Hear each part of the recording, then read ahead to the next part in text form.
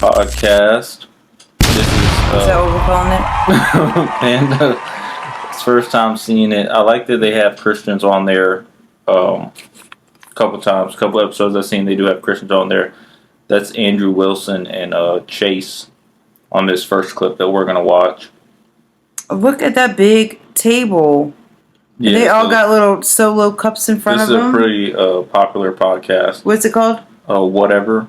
Oh, that's called Whatever. Okay, got it. And we tried to do this before, but you were kind of in and out a little bit. Oh, okay. Just kind of get our thoughts on this. Here we go. I'm very feminist. Yes. I think the majority of the issues, these are your words, I think the majority of the issues within relationships stems from men and or patriarchal social norms, which the majority of the issues in society and life, broadly speaking, stem from men and or patriarchal social norms. So maybe not life issues as much as within heterosexual relationships.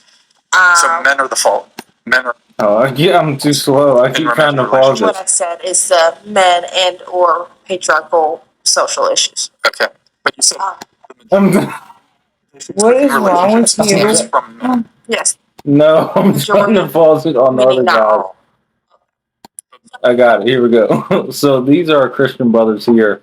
So that's Chase and that's Andrew Wilson. So Andrew Wilson has his own podcast, The Crucible. So he's an Orthodox Christian and he's more like Protestant, kind of like how we are. So, you couldn't have just said that? I wanted to give you a visual. Women can be Got toxic. it. Oh, that was a visual. Disgusting. That was a. But men are more toxic? Not necessarily, but I do believe, in a lot of the relationships. Well, you were What was that? attempting to answer saying the majority of issues within relationships stems from men. And or patriarchal. So the major issue that I What is that? whenever I was in my committed relationship was his lack of ability to express his feelings in a healthy way, and to actively listen, and then put what he heard from me into action in our relationship. And I believe that those issues. So it's just me. Like what? These are my issues. Yeah, no, I get it, but I guess what I'm going to interject and say is what I always hear, even on all these panels, which is these problems stem from the patriarchy. They stem from men, right? What's the problem?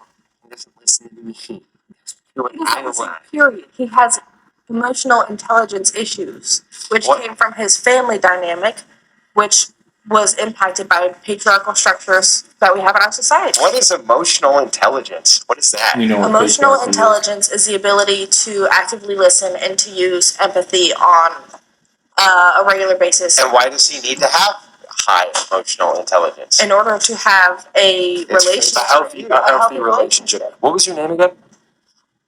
So my name on there is Summer. That was my It's okay. first answer name. What do you want me to call you? You can either call me Just Summer or Summer? Caitlin. Yeah, Okay. whichever one is fine. Summer. I was listening to your story at the beginning of the podcast about what happened with that guy that you were dating and all that, and then I asked the follow-up question what your relationship was like with your father, and you told me now it's good, but before it wasn't so great. You also mentioned. So where I was going with this. So a moment ago, you said that patriarchy and men. These are the problems. Did I get to hear finish hearing that? What'd you say? The question? No, it came back. This is the same question. Okay. Yeah, just when the questions pop up for them, that's when they skip. Okay. Because these are just clips. Yep. Okay. Can I share with you my take on what your problem is? I don't think it's rooting in patriarchy or any of these things. What is What I would patriarchy? speculate. Basically, like men are on the world and men are oppressing women. Like Okay. they're controlling women. Like They're men- small. men make more than women and stuff Yes. like that. Okay. Based on your relationship with your father, what you described earlier in the podcast about the fact that you have a deep longing for love inside of your heart, like you really, really crave being loved by a man. This is super common in women who haven't had, all women want to, generally speaking, all women want to be deeply loved by a man.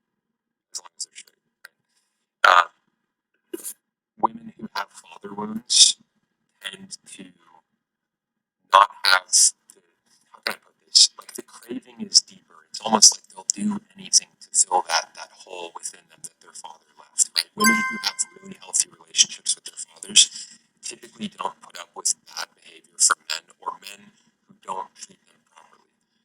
One of the patterns that I've noticed in women who have daddy issues is that they'll go for men who don't treat them very well.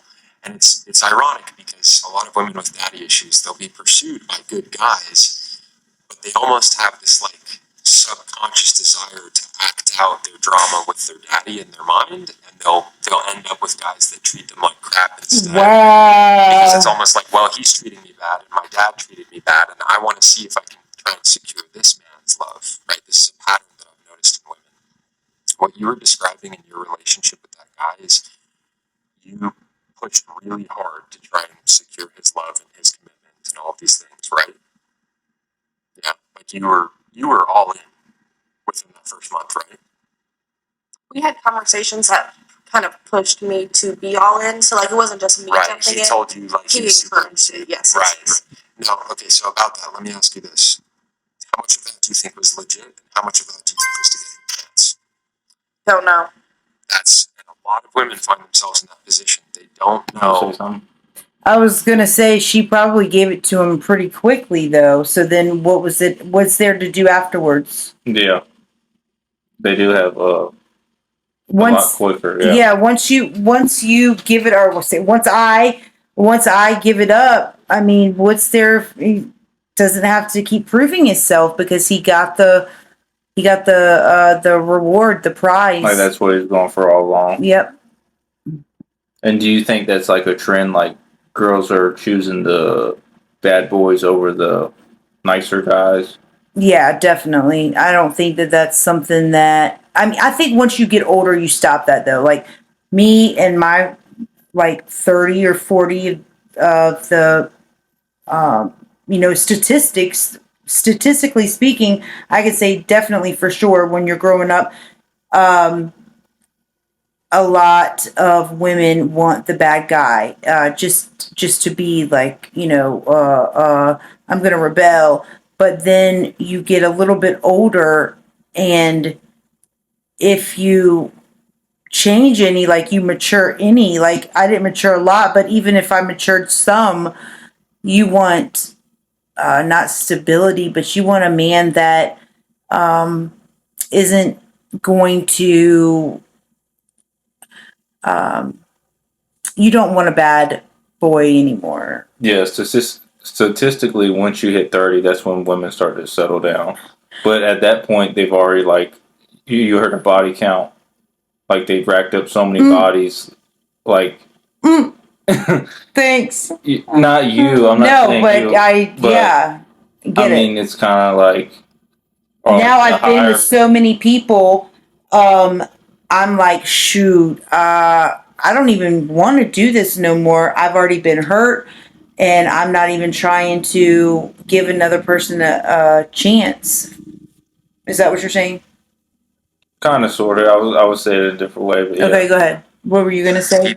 No, I want to hear. Oh, so I'm saying like Body count. Once women hit 30, like the upper echelon guys, like the guys with the really good jobs, making good money, tend to go like younger because the women like around their age group have done that promiscuous part in their life.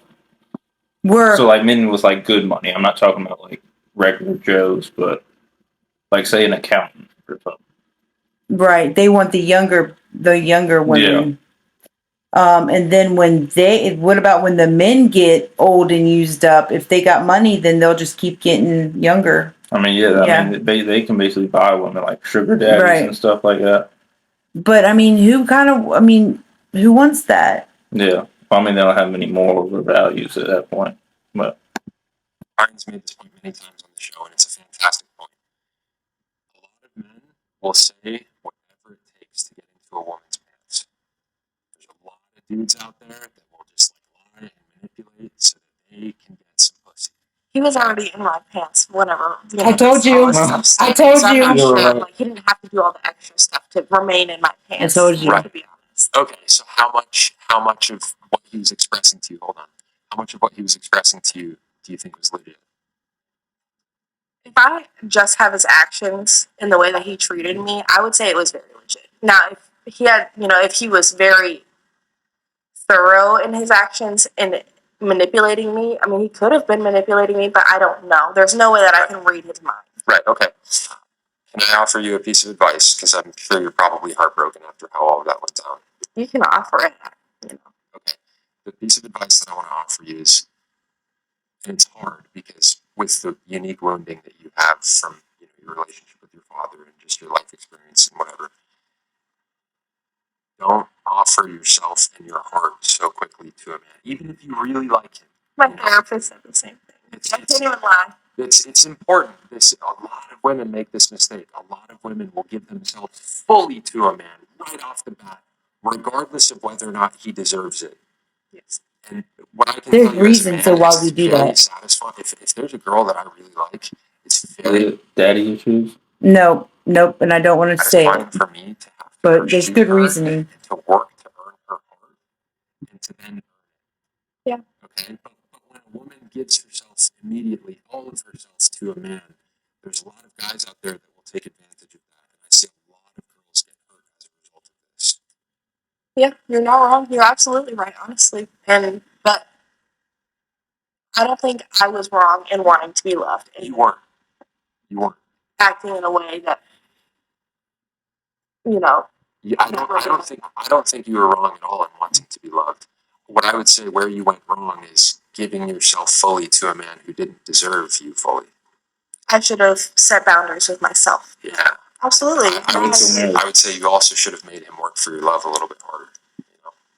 But she probably doesn't have much self-worth, so she's like, Yeah. whatever.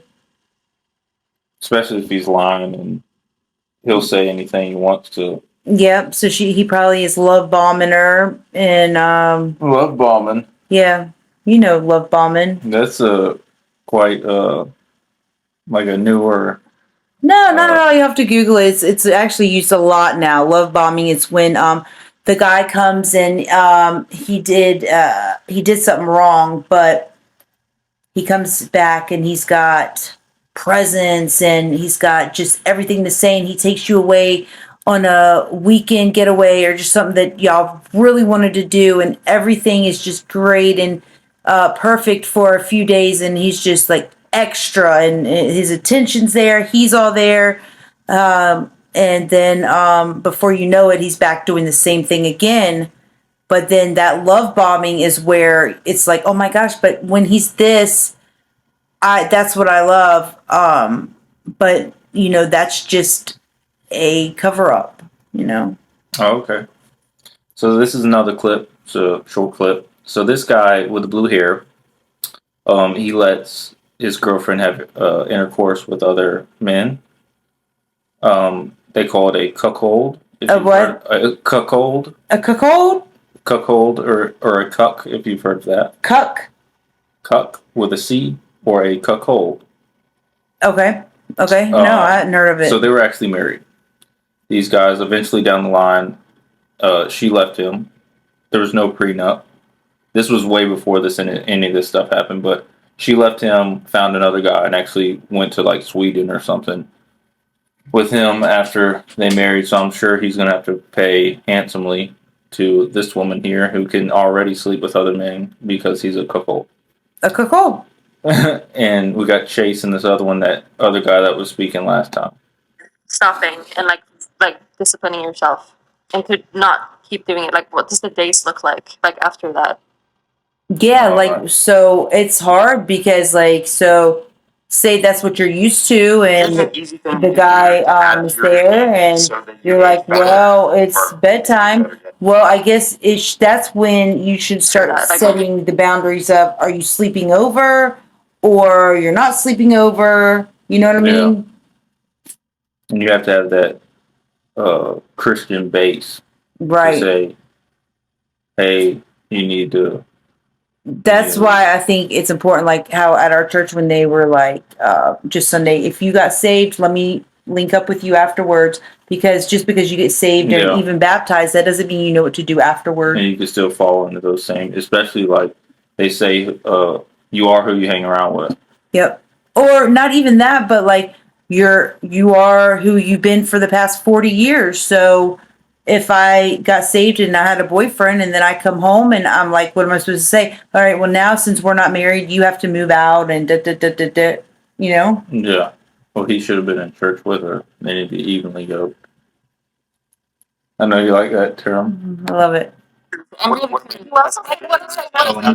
Okay, I just skipped one. This clip is called Born Again Virgin, which is not real, but that's what it's called. I love that phrase though. They say after 7 years of no sex. Chase, you said that you were in a relationship. How did it affect your relationship? I mean, I'll go there. I realized like halfway through the relationship, I knew for a fact that I wasn't going to marry this girl.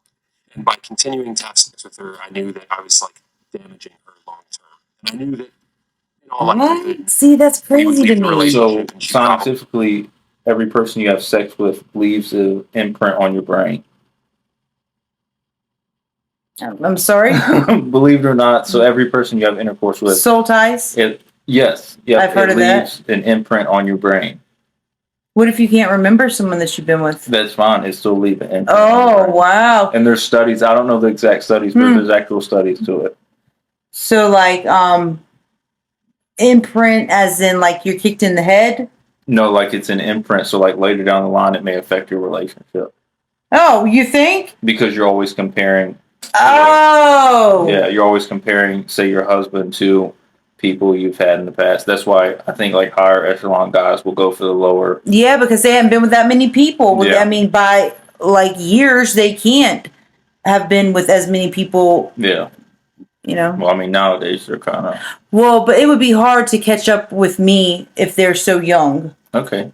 No, yeah, you Let's know. She would remember me for the rest of her life, and that might come up for her mentally and emotionally in her marriage, right? And like, I know that for myself, Men? the last thing I would want they in get marriage it? is if like I married a girl. Do y'all get it? The imprint? They say not as much. I don't know. I think the study was on women. Yeah, I think it's. I don't think men. Yeah, y'all are definitely made different. Go ahead. Some guy that she had sex with, she was still hung up on him emotionally and mentally. That would tear me up inside. And I knew that there was a possibility that might happen. So I decided to stop having sex with her. And this was in 2019. In 2020, I realized the way that the world was going, I really wanted God's favor over my life. And for me, honestly, like having the confidence that God has my back is worth it so much more to me than like fornicating with women that I'm not going to marry. Like I really, really want an exceptional life, and I want God's blessing in that way. So it's like, okay, like temporary sex with a girl I'm not going to marry, God's favor in my life. Obviously, I want God's favor in my life more. So you would have sex if you marry someone, you're gonna have sex with them. I'm assuming. We're just going to have Elaine's going to have a sex. Elaine, what kind of I'm curious if you No, we're just not. never. We're not going to have. You think he's gonna get married and not have I thought that's sex? what it was. Well, it's, Yeah, I wasn't really sure. if it was wait. You know, chaos. we're not. No, we're Maybe not. it's just like hardcore into something here. No, we're not going to have premarital sex. We'll have Okay. plenty of sex. Wait, I see. but you're just gonna marry someone and not have sex with them? Yeah, I don't know. Some people do that. Depending on what your Yeah. access point. As I straight don't as think that, they plan on doing it. To be honest, I wasn't sure. that as straight as that is, that's pretty gay. to be honest, I'm actually like, I'm really excited at the idea of not having premarital sex because One of the better things that Well, it does, like, I guess, it like me. you know, now if you're pressured, now, well, it's become so desensitized. Like now, if you have a boyfriend, it's like, oh, well, there isn't a, you hardly know anybody that has a boyfriend, that boyfriend or girlfriend that they're not sleeping together. They don't value it anymore.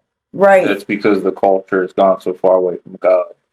Like virginity used to mean something, say when grandma was born in the 50s, Mhm. 60s, it used to mean something. Even back when I was, you can whatever, but I was the very last one to, like, everybody lost their virginity before me. And I remember I would do other things, but I wouldn't do that. And then soon as I lost my virginity, soon as I did, I got pregnant. People before you, like around your age, Yeah. With my circle, that's everybody, young. everybody had lost their virginity. I was like the last one. So, I remember at least I did lose it with a good guy. But he turned out not to be the father, and that sucked. Could you cut that out? Let's keep going. I'll try to cut it out. Filter for whether or not you're right for somebody. Like the way I look at it, if a girl and I, we're dating or whatever, and we're not having sex with each other, and after a year or 2 years, Yeah, or I whatever, I still want to get married to her. It's like, No, I mean, I don't care. You can leave that in, but just the other That's part. like the Not so good. filtering mechanism possible for finding a good spouse. And I don't want to argue against you, but like I feel like I can slip that exactly in 180. A little If there's a girl you've been dating for 2 years and you haven't met her yet, and what if there's like the risk the only reason you want to get married is so you can finally explore that, and then after you do, you're like, oh. Whereas if you've been with a girl, but you still really love her after 2 years, it's not like a I want to defend be honest. To be honest, may I address what he said first? Go ahead. Thank you. Thank you, Destiny. Thank you, Destiny.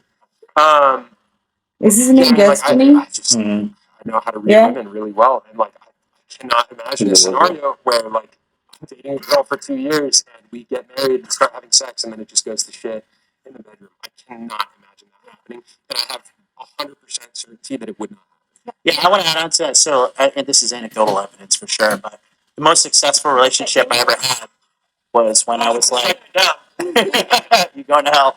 The most successful relationship I've ever had was like when me and the girl we were like legitimately this March 2016 until December. Yeah, so like 9 months we were just texting back and forth and like nothing sexual, just getting to know each other. And then when we did finally have, it was great, whatever. But that actually turned out to be my longest, most healthy relationship. And I would go ahead and add on to that, thinking that like I got to know her for who she was over text, and I got to like her and know her as an individual, and then from there, the sex was kind of like icing on the cake. Which I understand in your world, like, and me too, like That's they call her Virgin Mary. She's a virgin. Okay. And she's very pale. I think she was in that other one you tried to start watching. Oh Lord. I've never seen anybody whiter than me. Jump over the initial courtship to straight sex. Like you can get blinded with dopamine and serotonin, and you're like, "Oh, the sex is so great," even though she's like a lying, fucking treacherous bitch. Like the sex, because, evolutionarily speaking, as men, like, if we're having sex, our brain's like, "You're winning, you're winning, you're winning." Like keep going, keep going, keep going. Yeah, I want to make it. I want to make a constructive point. That guy hasn't talked at all. Plaid. This is the host. Plaid. So this is his show. He hasn't talked none. Like the fatherless homes out there, and the breakdown of marriages, and people's marriages falling apart. To what MLD was just saying, like I've spoken with a lot of older dudes, asking them why they got divorced, and I tell this on previous episodes of the podcast. At my local gym, there's like 6 older guys that are all divorced. And when asking them questions like, "Hey, how did it get to this point?" 5 out of the 6 of them all said, "Yeah, we got into our 40s, and that initial, that kind of like physical attraction, it kind of wore off, and we realized beyond the sex, there wasn't much there in the relationship." And it's so easy to fall in love with somebody when you're having sex with them, and you have that oxytocin rush, all the dopamine, serotonin. It's so easy to fall in love with somebody. And I think nowadays a lot of people get into marriages because they're having sex with the person, and they don't realize that that is at the foundation of their relationship. And later on down the line, once that physical attraction has worn off, they realize that there's not a lot there beyond the initial physical attraction. And I think that destroys a lot of marriages and families. And what I've been describing, waiting, to not having premarital sex, I think that's an amazing guard against that. And I would say that there's probably far more successful marriages than failed marriages because people waited to have sex. Yeah.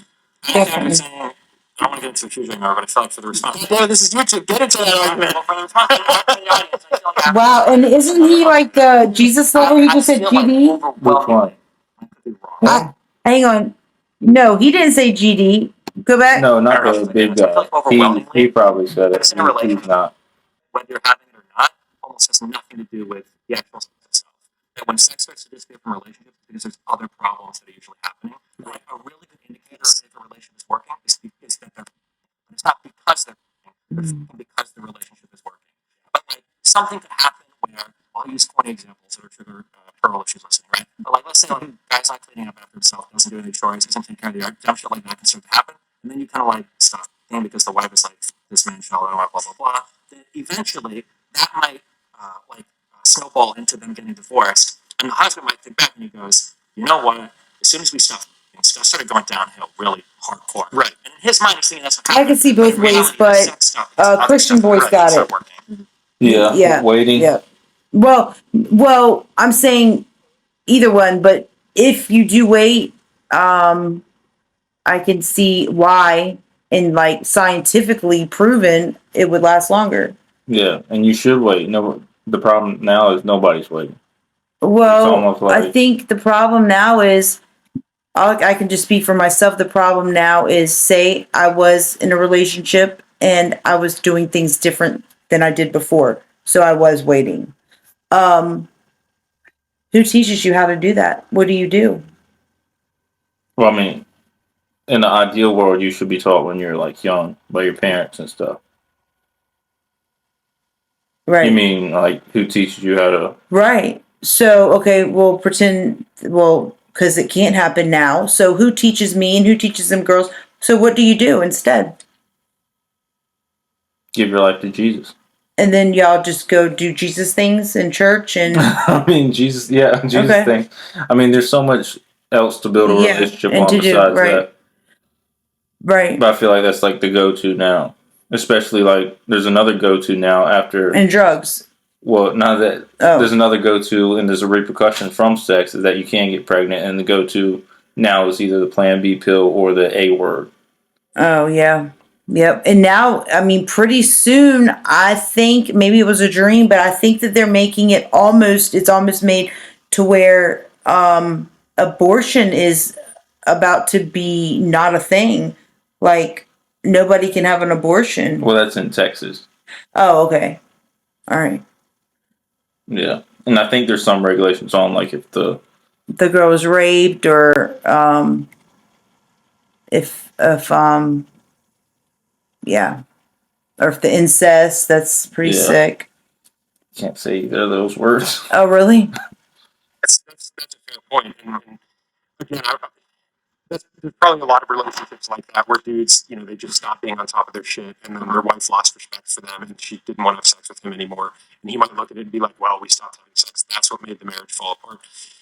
Again, I guess my rebuttal to that would be like, if two people date or court or whatever for a sufficient amount of time, and they build the relationship off of that interpersonal connection, divorced from sex, like, you're going to have a really solid idea of who that person is without your mind clouded by the sexual relationship I at all. agree. You present sex as such a weird, like, tangential thing. I think that sex can be part of how you build that relationship. It can, It can but a lot of people get into marriages that they shouldn't get into because they're overlooking red flags and other things. Yeah, but there's also people because that of get their into sexual marriages that relationship. didn't even get to look for red flags. Because they're operating on lust. Let's just add on to one point, though. The reality is, like, as men, especially as men, sex clouds our judgment. Yep. I mean, I've stayed with a girl that I was like, this is just terrible for me, but sex is so fucking fire. I'm just gonna stay with you.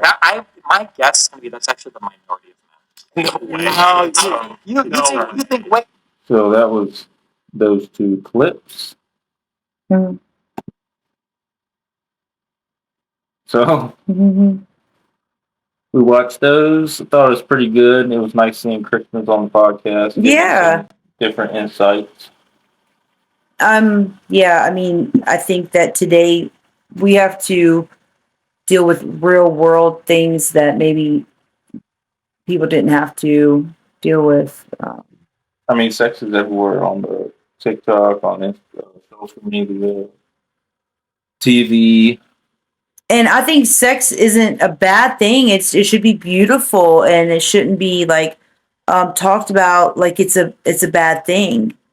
So that's important, because if you if you carry it like that, then for one, well, the world would end up stopping because there would be no more reproducing. Yeah. And then the women or the men also would be like, if you carry it like it's a bad thing, we would feel like, oh, maybe we shouldn't do this. Do what? Have sex. Oh, you said start treating it like a bad thing? Yeah, if people like started making it like a dirty thing instead of It's not dirty. You just got to get married or be with, but then it's like, oh my gosh, if I got married to everybody I wanted to have sex with, Do you think it would lower the if we started the babies? treating sex as a bad thing, it would lower the like let's just say we got rid of Plan B. What's Plan B again? I think you know. Plan B is a Pill. Oh, okay. Okay, birth control. Is it birth control? I think so. I think it's where. Or is that just morning after pill? Oh, so if you're pregnant, it flushes it out. I think that's what it is. Oh, okay. I've never taken one. No, I've never taken one either. I've took birth control. Plan B. Okay, I could see where that would be. Yeah, Plan B means. And there's a lot of studies that really jacks up your hormones and stuff. Really bad for you. Yeah, Plan B is taken if you don't have, if you don't use a condom the night before, and then you go the next day to the pharmacy and you get a Plan B, right? I haven't taken them. Why do you keep asking me? I think you know the answers, and you're showing them on me. That's not what I'm doing. Because I heard rumors I'm a Plan B baby. I was on birth control when I got pregnant with you. But is there a difference between birth control and the morning after pill? Yeah. Okay, so like you had intercourse the night before, then after that, oh, just in case, I'll take this pill. There's two different things. Well, the morning after pill is you go to the pharmacy, and because let's say you were ovulating, and he really upped in you, and you like, wow, I cannot do this. So you go to the pharmacy, make sure that you flush it out. The birth control, I was taking birth control. I had an oopsie, and I just kept taking birth control because I really was, my mind wasn't there of what I guess was going on, and I was just taking my birth control like I didn't do that. Maybe I didn't face reality or the responsibility, and does that make sense? So birth control is taken like day by day. Right. But the morning after pill, you just got to take it once and you're flushed. So it's kind of like a pill abortion. Right. That's what I think, and I could be wrong about that. But yeah. Mm-hmm. All right. Well, I think that was good reacting to that. We will see y'all next week. And later, bye. Later, bye.